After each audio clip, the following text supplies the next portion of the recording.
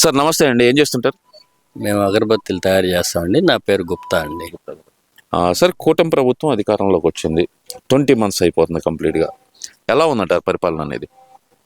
20 మంత్స్‌లో బాగానే ఉందండి. కాకపోతే ఎప్పటికప్పుడు అనలైజ్ చేసుకుంటూ వెళ్ళాలంటే డెవలప్మెంట్ మనకి కనపడకపోవచ్చు. బేసిక్‌గా ఏంటంటే ఒక సపోజ్ ఒక ఇల్లు కడుతున్నాం. మనకి పునాదులు కనిపిస్తాయి. బిల్డింగ్ కనపడదు. అలానే 20 మంత్స్‌లో అంటే ఒక ఉన్న 60 నెలల్లో ఒక 20 నెలల్లో బాగానే ప్లాట్‌ఫామ్ జరిగింది. అంటే ఫౌండేషన్ అనేది గట్టిగా వేసారట. బాగానే జరిగింది. అంటే ఇప్పుడు మీరు అంటున్నారు ఫౌండేషన్ బాగా అంటున్నారు. అసలు ఈ ఫౌండేషన్ అంటేనే అభివృద్ధి, సంక్షేమం అంటారు. ఆ అభివృద్ధి, సంక్షేమమే రాష్ట్రంలో లేకుండా పోయిందనేది వైసీపీ నాయకుల వాదన సార్ మరి. అది ఏం లేదండి. అభివృద్ధి లేకుండా అసలు ఇప్పుడు ఇంత గిన్స్ అన్నీ ఎలా కంటిన్యూ అవుతాయి? అభివృద్ధి అనేది జరుగుతూనే ఉంది. ఒక గుంటూరు పట్టణం చూసుకుందాం. రోడ్డు, డ్రైనేజ్ వ్యవస్థ జరిగింది. ఫ్లైఓవర్స్ జరుగుతున్నాయి. అలా రాజధాని ఏరియా చూస్తున్నాం. విపరీతమైన బిల్డింగ్స్, కొత్త కంపెనీలు, పెద్ద పెద్ద ఇన్స్టిట్యూట్లు వస్తున్నాయి. 20 నెలల్లో అప్పటికప్పుడు అయిపోవాలంటే ఏది అవ్వదండి. గ్రౌండ్ వర్క్ రియాలిటీగా జరుగుతూనే ఉంది. అది అందరికి కనిపిస్తూనే ఉంది. ఎక్కడా కూడా దాపరికం లేదు. సో బాగానే జరుగుతుంది. అభివృద్ధి లేదు, సంక్షేమం లేదు, అరాచకం మాత్రం పెరిగిపోయింది ఆంధ్రప్రదేశ్‌లో అంటున్నారు కదా సార్. మరి అది ఎంతవరకు వాస్తవం అనుకోవచ్చు అంటారు? నిజంగానే అరాచకం అనేది రాజ్యం వెళ్తుంది అనుకోవాలంటారా? అరాచకం అనేది ఎక్కడా కూడా ఇప్పుడు ఒకళ్ళొకళ్ళు తిట్టుకోవటాలు, కొట్టుకోవటాలు, అరెస్ట్ వారెంట్లు ఏం లేవండి. జనరల్గా జరిగే తప్పితే అరాచకం అనేది ఎక్కడ ఈ పరిపాలనలో కనపడలేదు. అరాచకం అనేది కనపడలా. మీరేమో అమ్మాట అంటున్నారు. మరి రీసెంట్‌గానే మరి అంబటి రాంబాబు లాంటి నాయకుడినే చంపేయడానికి వచ్చేసారు. అది ఎంతవరకు న్యాయం? ఇదేం పరిపాలన అంటున్నారు కదా సార్ మరి. ఏమండి ఒక సీఎం గారి పోస్ట్లో ఒక చంద్రబాబు నాయుడు గారు ఉండనియండి, ఒక జగన్ గారు ఉండని, ఎవరన్నా ఉండనియండి, ఒక సీఎం లాంటి వ్యక్తి మన రాష్ట్రానికి నాయకుడు, ప్రథమ వ్యక్తి ఆయన. అట్లాంటి ఆయన్ని బూతులు తిడితే చిన్న వాళ్ళ ఫాలోయర్స్ ఉన్నా కానీ, అభిమానులు ఉన్నా, ఎవరికైనా కోపం, ఆక్రోశం అలానే వస్తుంది. దానికి కాకపోతే ఏంటంటే ఆవేశాన్ని ఎవరు అప్పటికప్పుడు కంట్రోల్ చేయలేరు. అలాంటిదే జరిగింది. అంతేగాని కావాలని ఎవరు అనకపోతే యాటిట్యూడ్గా వెళ్ళి చేసింది ఎక్కడా కనపడలేదు. అసలు ఈ వివాదం మొదలైంది తిరుమల లడ్డూ దగ్గర. ఆ ఫ్లెక్సీ వేయటం ఏంది? అసలు మా క్లీన్ చిట్ వచ్చేసింది కదా, ఫ్లెక్సీ వేసి మమ్మల్ని రెచ్చగొట్టడమే కదా అని చెప్పి వైసీపీ నాయకుల వాదన సార్. ఎలా చూడాలంటారు మరి ఇది? ఏమండి ఒక సీఎం గారు, ఒక లోకేష్ గారు, లేకపోతే ఒక పవన్ కళ్యాణ్ గారు ఉండి మీరు ఈ ఫ్లెక్సీలు వేయండి అని ఎవరికి ఏం చెప్పరండి. చిన్న స్థాయిలో నాయకులు ఏం చేస్తారంటే మనం సీఎం గారి ఇదికి వెళ్ళాలి, దృష్టికి వెళ్ళాలనో, లేకపోతే చోటా నాయకులు ఉంటారు, వాళ్ళకి కొంత అవగాహన లోపంతో ఈ చిన్నవన్నీ జరుగుతాయి. ప్రతిదీ తీసుకెళ్ళి మనం సీఎం గారికో, పవన్ కళ్యాణ్ గారికో, లేకపోతే ఇంకో లోకేష్ గారికో కడతాం అనేది భావ్యం కాదు. అలా జరిగినదే అని నేను అనుకుంటున్నాను. ఎందుకంటే ఎవరో లోకల్ స్థానిక నాయకులు అలాంటి ఫ్లెక్సీలు వేయించుంటారు. అదే కానీ సీఎం గారు వేయించాలంటే నేరుగా తీసుకెళ్ళి లోపల వేయించవచ్చు వాళ్ళని. ఇది జరిగింది చిన్న వాళ్ళ వలన జరిగిందే కానీ పెద్ద నాయకుల వలన అయితే ఇది కాదు. సార్ మరి తిరుమల లడ్డు వ్యవహారం మీరు ఏం భావిస్తున్నారు? అసలుకి గత 5 సంవత్సరాల్లో లడ్డు ఎలా ఉంది, ఇప్పుడు ఎలా ఉంది? అది జరిగిన మాట అయితే వాస్తవమేనండి. అంటే మనకు తెలిసినంత వరకు కూడా అలానే జరిగిందని అనుకుంటున్నాము. ఇంత లేకపోతే ప్రాపగాండా జరగదు. ఏదైనా ఒక ఎలిగేషన్ వచ్చిందంటే దాని వెనకమాల చాలా రకరకాల విన్యాసాలు ఉంటేనే. అధికారికంగా వాళ్ళు ఒక స్థానంలోకి వెళ్ళాక ఎంక్వైరీలు చేస్తే ప్రతిదీ బయటకు వస్తుంది. అలా వచ్చిందే కానీ ఆయన మీద ఏదో ఎలిగేషన్ చేయాలని చేసింది అయితే కాదు. ఇప్పుడు లడ్డు బాగానే ఉంది, ఇప్పుడు దర్శనాలు బాగానే జరుగుతున్నాయి, అన్ని చక్కగానే జరుగుతున్నాయి. ఒక హిందూ సంప్రదాయంలో జరగాల్సిన సాంప్రదాయ పద్ధతిలో జరుగుతుంది.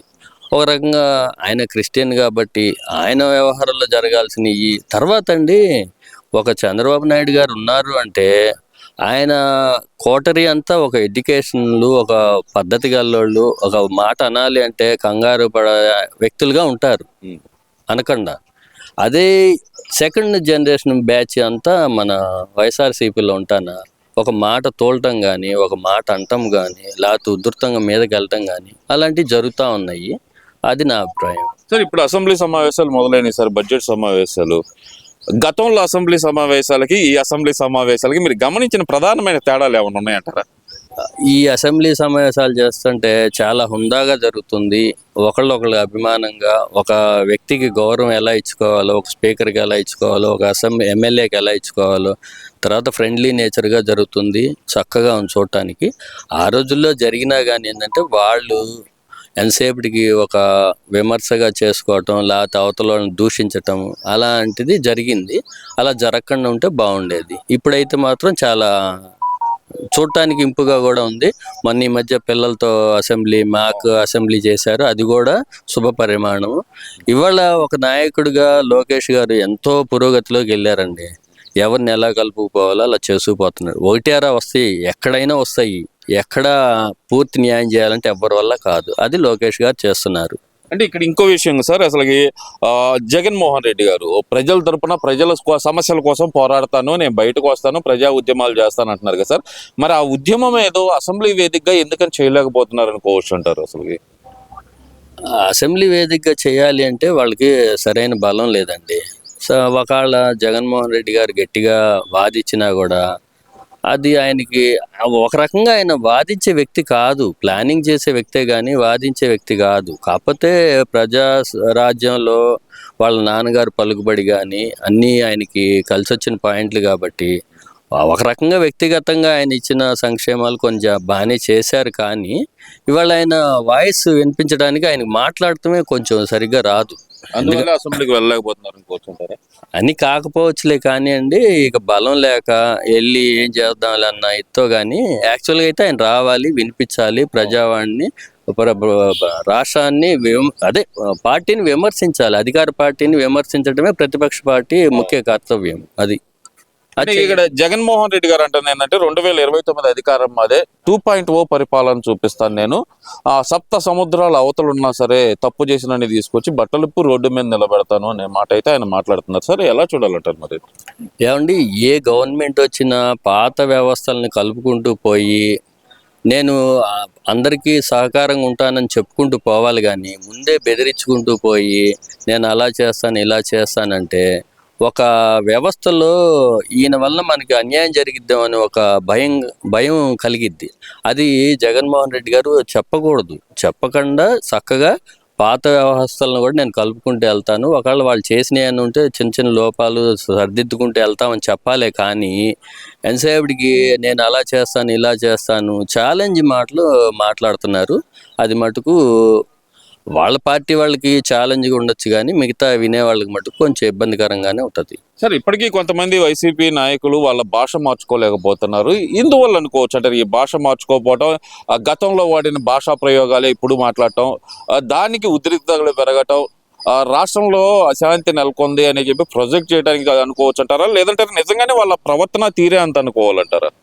ఇది ఎంతసేపటికి అధినాయకుడిని వల్ల వేసుకోవడానికి ఆయన దృష్టిలోకి వెళ్ళాలి అంటే ఆయన వాయిస్ని వీళ్ళు ఇంకో రకంగా చేస్తేనే, ఇప్పుడు అంబటి రాంబాబు గారు చేస్తే జగన్ గారు వచ్చారు, అదే ఆయన వాయిస్ వినిపించలేదనుకోండి, ఎలిగేషన్ చేయలేదనుకోండి, అంబటి రాంబాబు గారిని మళ్ళీ వాళ్ళు మనం అనుకునే వాళ్ళం కాదు.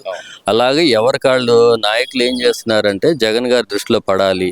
ఓ రకంగా జగన్ గారు కూడా ఇప్పుడు మాకు ఇలా హింట్ ఇచ్చారండి, మీరు అలా మాట్లాడండి, ప్రతిపక్షాలని ఇలా చెయ్యండి, మీరు దుర్భాషలాడండి, మేము చూసుకుంటాం అని చెప్పారని వాళ్ళు చెప్పారు. కాబట్టి ఒక రకంగా వాళ్ళందరూ ఆయన దృష్టిలో పడటం కోసం ఇలాంటి లెవెల్స్ మెయింటైన్ చేస్తున్నారని నా అభిప్రాయం.